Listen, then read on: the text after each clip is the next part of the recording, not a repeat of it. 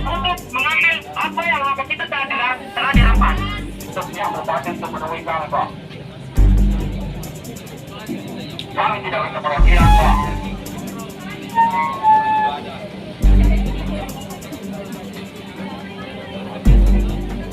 Sayang.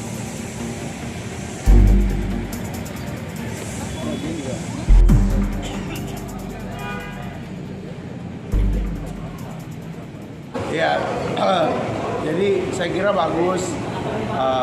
bagus aspirasi dari sahabat-sahabat kita dari Bone Selatan menyampaikan kepada pemerintah daerah dan juga DPRD terkait situasi atau kondisi infrastruktur yang ada, sehingga memang harapan dari aliansi Bohologi menggugat ini bagaimana pemerintah daerah memberikan perhatian khusus, sekali lagi bahwa mereka menuntut perhatian khusus untuk peningkatan pembangunan infrastruktur. Walaupun di sisi lain kami menyampaikan bahwa sebenarnya wilayah-wilayah Bontocian ini selama pemerintahan Bapak Bupati Bone ini sudah beberapa kali mendapat perhatian, tapi saya kira ini belum cukup.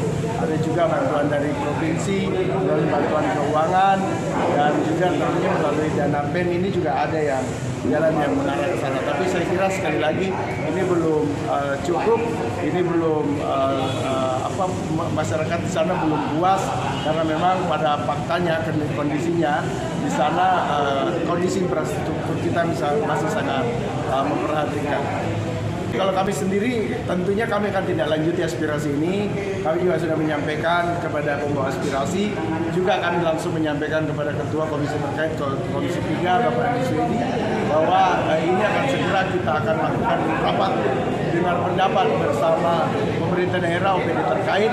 Bahkan juga harus kita berdasarkan tuntutan aspirasi kita juga akan mengundang dari kehutanan, karena kehutanan ini bukan lagi menjadi kewenangan daerah, tetapi di Bone ini masih ada perpanjangan tangan provinsi.